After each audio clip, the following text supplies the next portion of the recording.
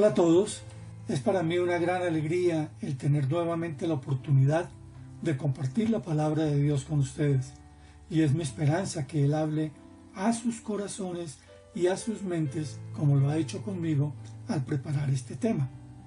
Hoy he sido invitado a compartir en el estudio bíblico el mensaje a la iglesia de Tiatira, de acuerdo a Apocalipsis capítulo 2, 18 al 29.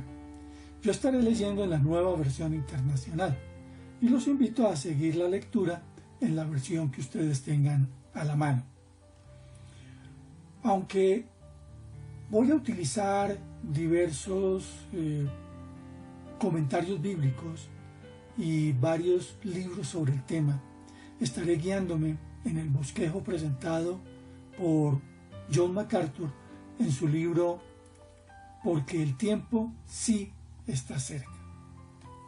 Antes de estudiar la carta del Señor Jesucristo a la iglesia de Tiatira, me gustaría compartir algunos aspectos importantes que nos van a ayudar a entender mejor el mensaje.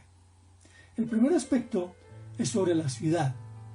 Wikipedia dice lo siguiente: Tiatira, quien en griego es Tuateira, fue una ciudad de Asia Menor, en los límites de Lidia y Misia, actual Turquía, y fue especialmente famosa por su industria gremial tintorera, atestiguado por un pasaje de los Hechos de los Apóstoles e inscripciones del gremio de tintoreros. Dice John MacArthur que Tiatira fue fundada por uno de los sucesores de Alejandro Magno, Seleuco, y fue fundada como un puesto militar para guardar la carretera que iba de norte a sur. Ahora hablemos un poco acerca de la iglesia. Tim LaHaye, en su libro Apocalipsis sin velo, dice que se ha sugerido que la iglesia de Éfeso fue la que evangelizó la ciudad, o tal vez fue Lidia, la primera que respondió al mensaje de Pablo en Filipo. Veamos lo que nos dice Hechos, capítulo 16, versículos 13 al 15. El sábado salimos a las afueras de la ciudad y fuimos por la orilla del río, donde esperábamos encontrar un lugar de oración. Nos sentamos y nos pusimos a conversar con las mujeres que se habían reunido. Una de ellas, que se llamaba Lidia, adoraba a Dios. Era de la ciudad de Tiatira y vendía telas de púrpura. Mientras escuchaba, el Señor le abrió el corazón para que respondiera al mensaje de Pablo. Cuando fue bautizada con su familia, nos hizo la siguiente invitación: si ustedes me consideran creyentes en el Señor, vengan a hospedarse en mi casa, y nos persuadió. Pero veamos también lo que nos dice Hechos en el capítulo 19, versículo 10, durante un discurso que estaba Pablo dándole a los ancianos de Éfeso en su despedida camino hacia Jerusalén. Dice Hechos lo siguiente: esto continuó por espacio de 2 años, de modo que todos los judíos y los griegos que vivían en la provincia de Asia llegaron a escuchar la palabra del Señor. John MacArthur también nos dice que Tiatira fue célebre por sus numerosos gremios, similares a los sindicatos obreros de la actualidad. Y este aspecto es bien importante tenerlo claro para el estudio de esta carta, porque vamos a encontrar entonces que la presión que enfrentaron los cristianos en Tiatira vino de parte de los gremios. Para mantener un trabajo o echar a andar un negocio era necesario ser miembro de un gremio. Cada gremio tenía una deidad en cuyo honor se celebraban fiestas que incluían carne sacrificada a los ídolos e inmoralidad sexual. Los cristianos enfrentaron el dilema de participar o de perder sus empleos. Ahora veamos el contexto de la carta a la iglesia de Tiatira. Dice el comentario bíblico de Moody que en Tiatira, la más pequeña de las 7 ciudades, la iglesia había permitido a una falsa profetisa que la instruyera, lo cual había conducido a los miembros a prácticas inmorales e idólatras. Por esta razón, el Cristo que se dirige a ella se describe como juez.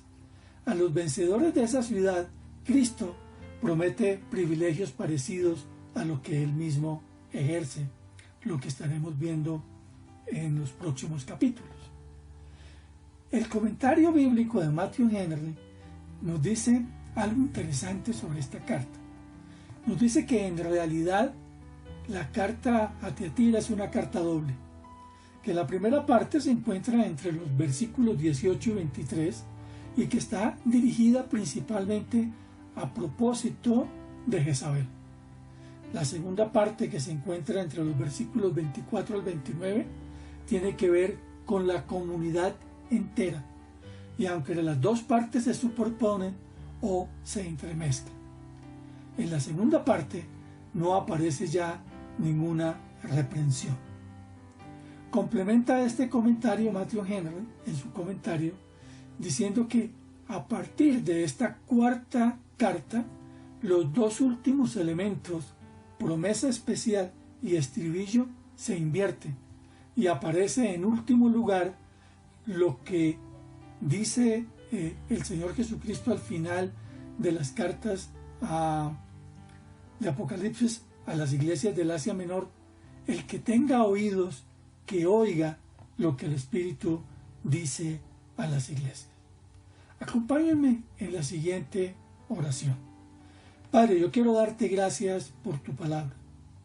Quiero pedirte, Señor, que sea tu Santo Espíritu guiándonos en este estudio de las diferentes cartas del Señor Jesucristo a estas iglesias del Asia Menor en Apocalipsis, para que, siguiendo, Señor, sus consejos, siguiendo, Señor, sus mandatos, siguiendo, Señor, sus elogios y evitando, Señor, los reproches que tú le hiciste a cada una de estas iglesias, podamos ser hallados como una iglesia de tu agrado. Todo esto, Señor, yo te lo pido en el nombre del Señor Jesucristo y en el poder de su Santo Espíritu. Amén y amén. Ahora, teniendo en cuenta esos aspectos importantes que vimos en la introducción, vayamos ahora a hacer un bosquejo de esta carta dirigida por el Señor Jesucristo a la iglesia de Tiatira. Estudiemos entonces el mensaje a la iglesia de Tiatira. Empecemos por el escritor. Apocalipsis capítulo 2, versículo 18. Dice así la palabra de Dios: escribe al ángel de la iglesia de Tiatira. Esto dice el Hijo de Dios, el que tiene ojos que resplandecen como llamas de fuego y pies que parecen bronces al rojo vivo. El título Hijo de Dios y las frases descriptivas de la visión del Cristo resucitado lo encontramos en Apocalipsis capítulo 1, versículos 12 al 17. Identifican entonces al escritor como el Señor Jesucristo. Y las frases que se escogen aquí se centran en su papel como juez divino. Veamos lo que dice Apocalipsis 1, del 12 al 17. En medio de los candelabros estaba alguien semejante al Hijo del Hombre, vestido con una túnica que le llegaba hasta los pies y ceñido con una banda de oro a la altura del pecho. Su cabellera lucía como la lana blanca, como la nieve, y sus ojos resplandecían como llama de fuego. Sus pies parecían bronce al rojo vivo en un horno, y su voz era tan fuerte como el estruendo de una catarata. En su mano derecha tenía 7 estrellas, y de su boca salía una aguda espada de 2 filos. Su rostro era como el sol cuando brilla en todo su esplendor. Al verlo, caí a sus pies como muerto, pero él, poniendo su mano derecha sobre mí, me dijo: no tengas miedo, yo soy el primero y el último. Ahora estudiemos el elogio que hace el Señor Jesucristo a la iglesia de Tiatira. Este elogio lo encontramos en Apocalipsis capítulo 2, versículo 19. Dice así la palabra de Dios: conozco tus obras, tu amor y tu fe, tu servicio y tu perseverancia, y sé que tus últimas obras son más abundantes que las primeras. Vemos entonces que Cristo elogió primero a la iglesia en Tiatira antes de expresarle su reproche. Él les aseguró que no había olvidado sus justas causas, las cuales dividió en 4 categorías. La primera: los creyentes de Tiatira estaban demostrando amor a Dios y amor por los otros. En segundo lugar, Cristo los elogió por su fe. Aquí la palabra griega traducida fe se traduce mejor lealtad. Y en tercer lugar, por el amor y la fe crecen en servicio y perseverancia. Me gustan algunas frases y algunos pensamientos que encontré en el comentario bíblico de Matthew Henry. Grow dice lo siguiente: el servicio, ¿qué es sino el amor en acción? Campbell Morgan decía: hacer mucho sin amor no es servicio, sino vanagloria. Hacer lo que nos gusta, no lo que necesita el prójimo, no es servicio, sino vanidad. ¿Estás dispuesto a dar un banquete, pero no un vaso de agua fresca? No es servicio, sino soberbia. Recordemos entonces lo que dice 1 de Pedro, capítulo 1, versículo 8. Porque estas cualidades, si abundan en ustedes, los harán crecer en el conocimiento de nuestro Señor Jesucristo y evitarán que sean inútiles e improductivos. Estudiemos ahora el reproche que hace el Señor Jesucristo a esta iglesia. Vamos a Apocalipsis capítulo 2, versículos del 20 al 23. Sin embargo, tengo en tu contra que toleras a Jezabel, esa mujer que dice ser profetisa. Con su enseñanza engaña a mis siervos, pues los induce a cometer inmoralidades sexuales y a comer alimentos sacrificados a los ídolos. Le he dado tiempo para que se arrepienta de su inmoralidad, pero no quiere hacerlo. Por eso la voy a postrar en un lecho de dolor, y a los que cometen adulterio con ella los haré sufrir terriblemente, a menos que se arrepientan de lo que aprendieron de ella. A los hijos de esa mujer los heriré de muerte. Así sabrán todas las iglesias que yo soy el que escudriña la mente y el corazón, y a cada uno de ustedes lo trataré de acuerdo con sus obras. Vemos entonces que a pesar de los elogios, no todo andaba bien con la iglesia de Tiatira. El problema no era la persecución externa, sino las concesiones internas. Vemos que Satanás afecta a la iglesia desde el exterior, pero es mucho más peligroso cuando se introduce y afecta a la iglesia al interior de ella. En Hechos capítulo 20, versículos 29 al 30, encontramos la siguiente advertencia que hace el apóstol Pablo.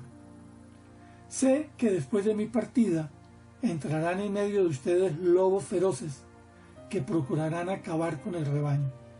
Aún de entre ustedes mismos se levantarán algunos que enseñarán falsedades para arrastrar a los discípulos que los sigan. Es claro entonces en esta carta que Jezabel sin duda no era el nombre verdadero de la mujer que se hacía pasar por profetisa, pero sus acciones sí se parecen mucho a las de la esposa del rey Acab. Por lo tanto, Cristo la calificó con el nombre simbólico de Jezabel. La mujer en Tiatira, llamada Jezabel, tuvo éxito en seducir a los siervos de Cristo para que fornicaran y comieran cosas sacrificadas a los ídolos. Y la Biblia nos enseña que los verdaderos cristianos pueden caer en la inmoralidad sexual y en la idolatría. Advertencia que hace el apóstol Pablo a la iglesia a los Corintios. En su primera carta a los Corintios, capítulo 6, versículos del 15 al 20, les dice el apóstol Pablo lo siguiente: ¿no saben que sus cuerpos son miembros de Cristo mismo? ¿Tomaré acaso los miembros de Cristo para unirlos a una prostituta? Jamás. ¿No saben que el que se une a una prostituta se hace un solo cuerpo con ella? Pues la Escritura dice, los dos llegarán a ser un solo cuerpo. Pero el que se une al Señor se hace uno con Él en espíritu. Huyan de la inmoralidad sexual. Todos los demás pecados que una persona comete quedan fuera de su cuerpo. Pero el que comete inmoralidades sexuales peca contra su propio cuerpo. ¿Acaso no saben que su cuerpo es templo del Espíritu Santo, quien está en ustedes y al que han recibido de parte de Dios? Ustedes no son sus propios dueños, fueron comprados por un precio. Por tanto, honren con su cuerpo a Dios. Pero también el apóstol Pablo les advierte acerca de participar en la mesa de los demonios en 1 Corintios capítulo 10 versículo 21. No pueden beber de la copa del Señor y también de la copa de los demonios. No pueden participar de la mesa del Señor y también de la mesa de los demonios. Hay dos aspectos que debemos tener presente en el reproche que el Señor le hace a la iglesia de Tiatira. Primero, veamos la misericordia del Señor. Misericordiosamente, el Señor le dio a la falsa profetisa tiempo para que se arrepintiera, pero ella no se arrepintió. Y en segundo lugar, Cristo dirige una palabra de aliento a los verdaderos creyentes en la iglesia de Tiatira y les dice: y a cada uno de ustedes lo trataré de acuerdo con sus obras. Las obras siempre han sido el fundamento del juicio divino. Sin embargo, eso no quiere decir que la salvación sea por obra. Por eso es importante estudiar tanto lo que nos dice el apóstol Pablo como lo que nos dice Santiago. Primero veamos lo que dice Efesios capítulo 2 versículos 8 al 10. Porque por gracia ustedes han sido salvados mediante la fe. Esto no procede de ustedes, sino que es el regalo de Dios, no por obra, para que nadie se jacte. Porque somos hechura de Dios, creados en Cristo Jesús para buenas obras, las cuales Dios dispuso de antemano a fin de que las pongamos en práctica. Entonces, podemos decir que los hechos de una persona revelan su condición espiritual. Por eso Santiago dice lo siguiente en el capítulo 2, versículo 18.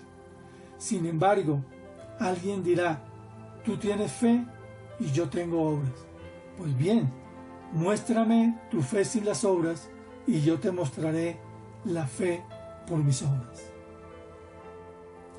Luego del elogio y del reproche, encontramos el mandato que el Señor Jesucristo hace a esta iglesia. Apocalipsis capítulo 2, versículos 24 al 25. Dice así: ahora al resto que están en Tiatira, es decir, a ustedes que no siguen esa enseñanza ni han aprendido los mal llamados profundos secretos de Satanás, les digo que ya no les impondré ninguna otra carga. Eso sí, retengan con firmeza lo que ya tienen hasta que yo venga. Vemos que después de advertir a los que practicaban las falsas doctrinas que se arrepintieran, Cristo dirige sus palabras de consuelo a los demás que están en Tiatira. a cuantos no tenían la doctrina de Jezabel. Él además definió a los verdaderos creyentes al decir: a ustedes que no siguen esa enseñanza ni han aprendido los mal llamados profundos secretos de Satanás. Jezabel y sus seguidores decían poder descubrir las mismas profundidades de los dominios de Satanás y permanecer espiritualmente ilesos. Como el espíritu pertenece a Dios, su torcida lógica planteaba: ¿qué importancia tiene si el cuerpo va a una fiesta idolátrica y participa en la inmoralidad sexual?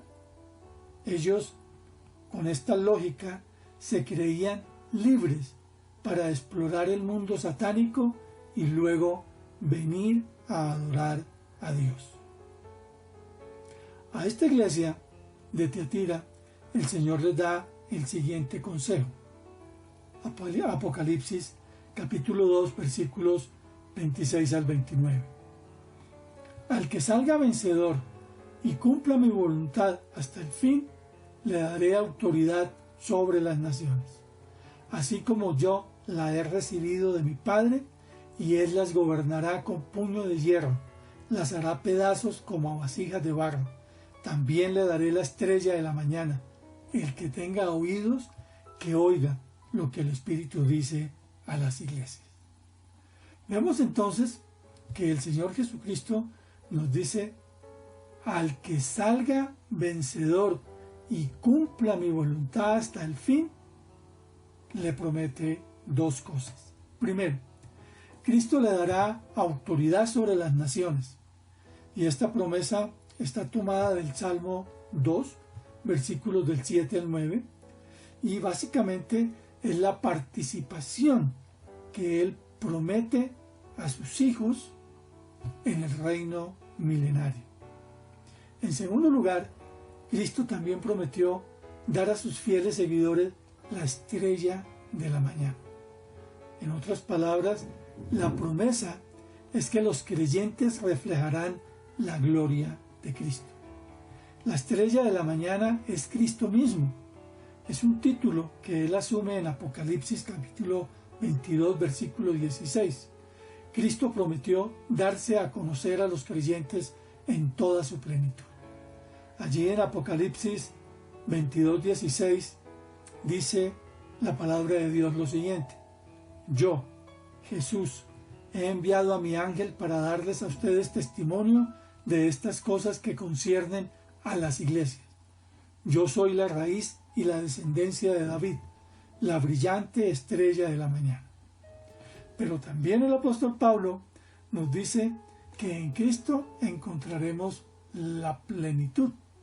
En 1 Corintios capítulo 13, versículo 12, dice Pablo: ahora vemos de manera indirecta y velada, como en un espejo, pero entonces veremos cara a cara.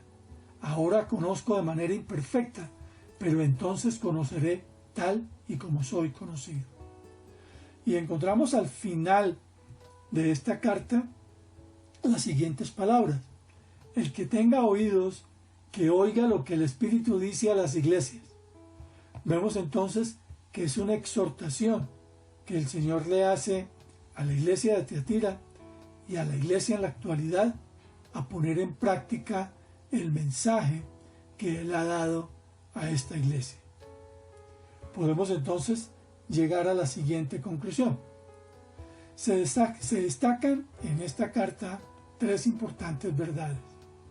En primer lugar, esta carta revela la gravedad de practicar y tolerar el pecado y que Dios juzgará en la iglesia el pecado. En segundo lugar, los verdaderos cristianos se identifican por un modelo de obediencia. Y por último, la promesa misericordiosa de Dios es que a pesar de las luchas contra el pecado y el error en las iglesias, los cristianos experimentarán toda la plenitud de Cristo al reinar con Él. Los invito entonces a reflexionar en estas enseñanzas de la carta del Señor Jesucristo a Tiátira y a vivir conforme a sus elogios, conforme a su mandato y conforme a su consejo, y evitar los errores que se presentan en esta carta y en las otras seis cartas. Que el Señor los bendiga, un abrazo y hasta una próxima ocasión. Chao.